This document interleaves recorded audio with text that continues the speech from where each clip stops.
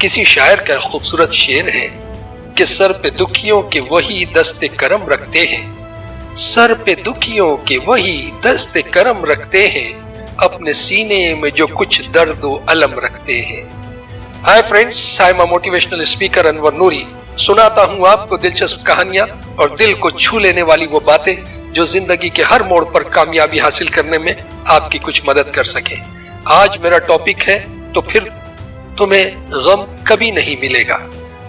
دوستو، اکثر آپ نے بھی اپنے بزرگوں سے سنا ہوگا کہ مصیبت میں پھنسے لوگوں کی مدد کیا کرو، اس سے تم ہمیشہ مصیبتوں سے محفوظ رہو گے۔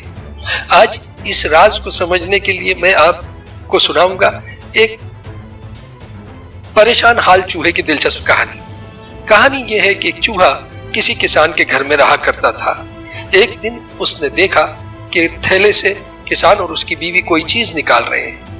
پہلی نظر میں تو چوہے نے یہ سمجھا کہ میرے کھانے کے لائق کوئی چیز آئی ہے، لیکن تھوڑی ہی دیر میں اس کی بات سمجھ آ گئی کہ وہ ایک چوہا دانی ہے۔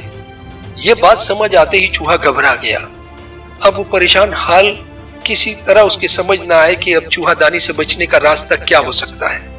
سو وہ اس گھر میں رہنے والے کبوتر کے پاس پہنچا اور کبوتر سے اس نے مدد مانگی کہ بھائی کچھ مدد کرو، دیکھو گھر میں چوہا دانی آ گئی ہے، ایک بڑی مصیبت مجھ پر نازل ہونے والی ہے۔ کبوتر نے بے پرواہی سے کہا کہ بھائی کبوتر کبھی چوہا دانی میں پھنستے نہیں، اس لیے اس مسئلے کا حل تو مجھے بھی نہیں پتا، جاؤ اپنا کام کرو، اپنا مسئلہ خود حل کرو۔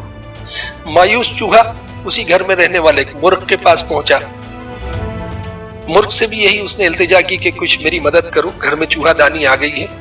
مرغ نے گردن اکڑائی اور بولا بھائی مجھے بھوک لگی ہے، پہلے مجھے پیٹ بھر کے دانا چگنے دو اور اپنا مسئلہ خود حل کرو، چلو نکلو یہاں سے۔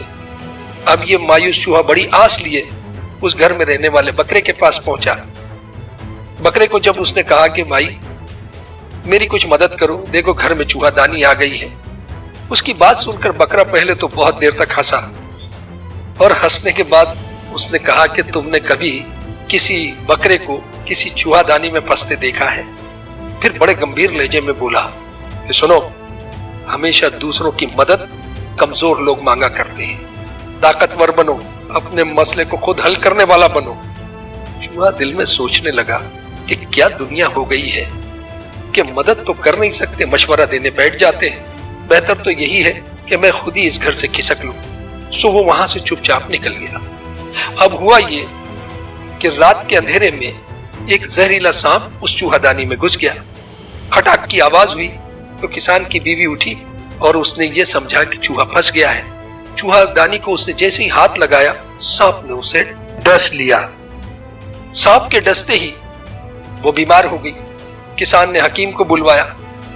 حکیم نے فوراً مشورہ دیا کہ اسے کبوتر کا سوپ پلانا بہت ضروری ہے۔ ابھی کبوتر برتن میں ابل ہی رہا تھا کہ رشتہ داروں تک خبر پہنچ گئی۔ حال چال جاننے کے لیے رشتہ دار آ گئے۔ ان کی خاطر مدارت کے لیے مرغے کو ذبح کر دیا گیا۔ کچھ روز بعد کسان کی بیوی مر گئی۔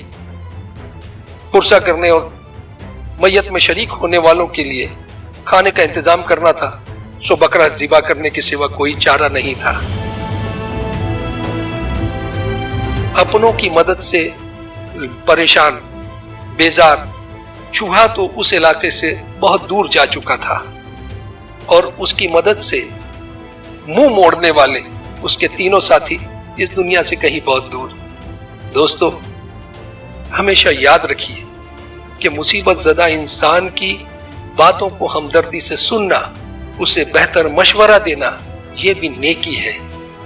لیکن اس سے زیادہ کہیں بہتر بات یہ ہے کہ آپ جسے مشورہ دے رہے ہیں اسے صرف مشورہ نہ دیں، اس کی مدد بھی کریں، کیونکہ یہ قدرت کا اصول ہے کہ جو دوسروں کے کام آتے ہیں ان کے کام کبھی بگڑا نہیں کرتے۔ اس سلسلے میں مولا کائنات حضرت علی کرم اللہ تعالی وجہ الکریم کا ایک بڑا پیارا قول ہے، اسے نصیحت کے طور پر آپ بھی یاد رکھیے گا۔ آپ فرماتے ہیں کہ دوسروں کو دکھ دے کر تمہیں خوشی تو مل سکتی ہے، لیکن کسی کو خوشی دینے کے بعد آپ کو دکھ کبھی نہیں ملتا۔ اللہ حافظ۔